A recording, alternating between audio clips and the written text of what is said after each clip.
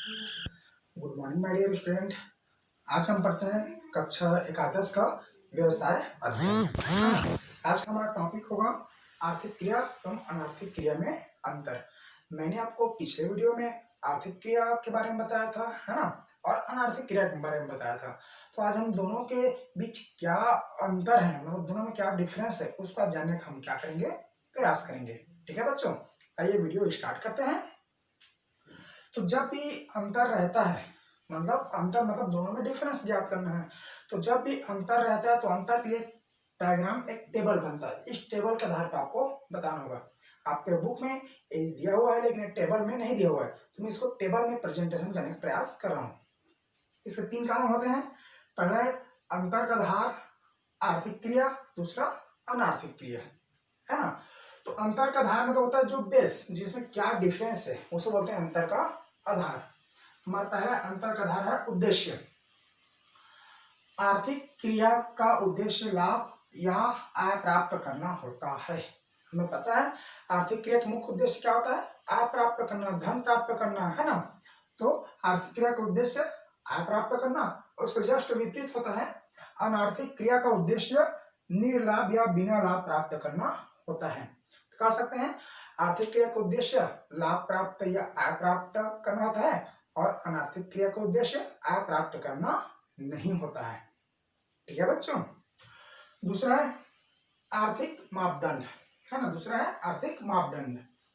यदि किसी कार्य को मनुष्य द्वारा, है ना, यदि किसी कार्य को मुद्रा से मापा जाता है तो उसे आर्थिक क्रिया कहते हैं। ऐसा कोई कार्य जिसे हम मुद्रा से या पैसा से, है ना, रुपया से माप सकते हैं, मतलब उसे तौल सकते हैं, है ना, तो कितने रुपए का होगा। जैसे कि हम किसी के यहाँ काम करने गए, है ना, एक दिन मजदूरी काम किए तो हमें 200, 250, 300 मिला, है ना। तो हमारा एक दिन का मजदूरी को हमने कितने मापा, 200, 250, 300 जो भी होगा, तो उसी को बोलते हैं। यदि किसी कार्य को, मतलब यदि हम किसी भी कार्य को मुद्रा से मापा जाता है तो उसे आर्थिक क्रिया कहते हैं, है ना। जब भी कोई कार्य को मुद्रा से उसका वैल्यू निकाला जाता है तो उसे आर्थिक क्रिया कहते हैं। इसका अपोजिट होगा, यदि किसी कार्य को मुद्रा से नहीं मापा जाता है तो उसे अनार्थिक क्रिया कहते हैं।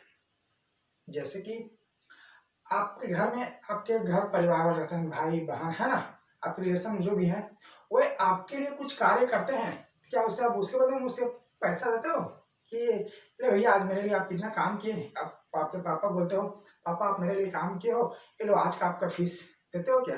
नहीं। वो क्या है, ऐसा कार्य जिसे हम मुद्रा से नहीं मापा जा सकता, उसे क्या कहेंगे, अनार्थिक क्रिया कहेंगे। ठीक है बच्चों। फॉर एग्जाम्पल के लिए घर में भाई बहन मम्मी पापा, है ना, या जो भी रिश्तेदार हैं, उनके द्वारा आपके सहयोग के लिए किया गया कार्य। ठीक है। तीसरा है भावना। आर्थिक क्रिया में आय प्राप्त करने की भावना छिपी होती है ना। आर्थिक क्रिया में तो टोटल आय प्राप्ति या लाभ प्राप्त करने की भावना छिपी होती है, जबकि अनार्थिक क्रिया में आत्मसंतुष्टि या धार्मिक तथा शांति की भावना छिपी होती है। अनार्थिक क्रिया में जो भी कोई कार्य करते हैं वह किसी किसी की सेवा भावना के लिए, है ना, या शांति प्रदान करने के लिए, धार्मिक विचारों के लिए, है ना, इसके लिए हम कार्य करते हैं। इसका कह सकते हैं आर्थिक क्रिया का भावना जो है लाभ प्राप्त करना, आय प्राप्त करना, और अनार्थिक क्रिया की भावना सिर्फ आत्मसंतुष्टि, है ना, आत्मसंतुष्टि की भावना या शांति की भावना के लिए वह अनार्थिक क्रिया का कार्य किया जाता है। ठीक है बच्चों। लास्ट है प्रभाव। आर्थिक क्रिया में मनुष्य की आय व जीवन स्तर पर प्रभावित होती है। मतलब आर्थिक क्रिया का प्रभाव क्या पड़ता है, तो मनुष्य की आय प्राप्त करना, जीवन स्तर, है ना। यदि मनुष्य ज्यादा से ज्यादा इनकम प्राप्त करेगा, ज्यादा से ज्यादा रोजगार प्राप्त करेगा, लाभ प्राप्त करेगा, तो उसका जीवन स्तर ऊंचा होता जाएगा, है ना, उसका जीवन स्तर बेहतर होता जाएगा।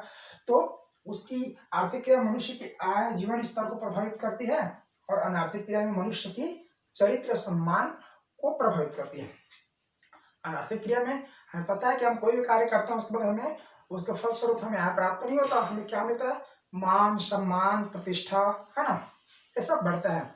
जैसे कि फॉर एग्जांपल अभी आपके मोहल्ले में गणेश उत्सव का कार्यक्रम आयोजन होने वाला है, तो उस आयोजन में जो भी गणेश पंडाल पर जो काम करने वाले हमारे भाई लोग हैं, है ना।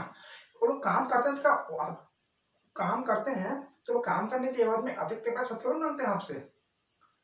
उनके लिए क्या करते हैं, अपना मतलब कहना चाहिए कि सम्मान प्राप्त करने के लिए, है ना, अपना जिसका चरित्र अच्छा हो सामने अगर कार्य करता है तो उसे बोलते हैं अनार्थिक क्रिया।